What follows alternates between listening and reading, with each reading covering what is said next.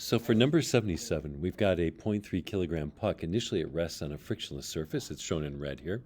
It's struck by a 0.2 kilogram puck that's initially moving along the x-axis at a speed of 2 meters per second. After the collision, the puck, a 2.2 kilogram puck, has a speed of 1 meter per second and an angle of 53 degrees to the positive x-axis. A, determine the velocity of that puck immediately after the collision.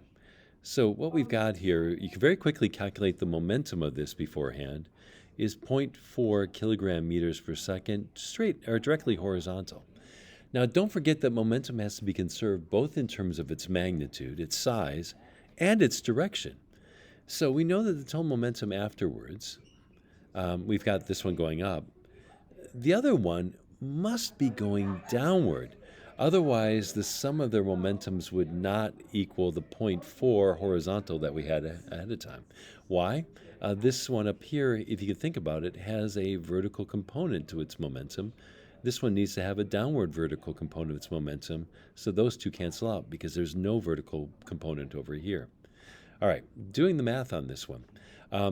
We can look at the momentum of just this particle. So we know it's moving at 1 meter per second, so its momentum is just going to be 0.2 acting at this 53-degree angle over here.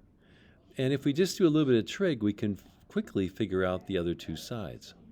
And we'll discover that those two components of it, 0.12 horizontally and 0.16 vertically. And you might say, well, that's great, but I don't know the velocity or the angle or anything that's happening down here. By the way, the 53 degrees is coming from up here in the problem itself. I didn't draw it over here, but same 53 degrees. We don't have the angle or velocity down here. Well, we actually have enough information, believe it or not, to figure out its two components. Why?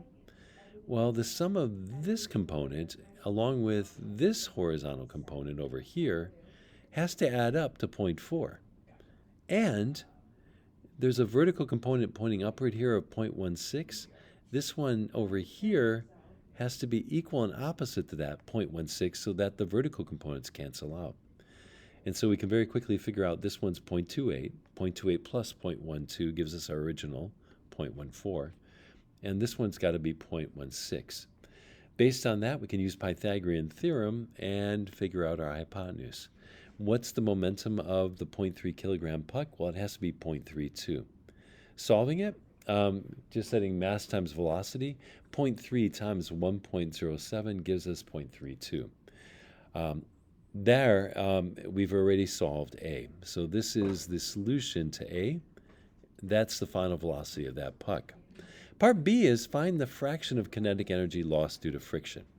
Well, to do that, we've got to figure out the total kinetic energy beforehand, which is 0.4, just 1/2 mv squared for the moving puck.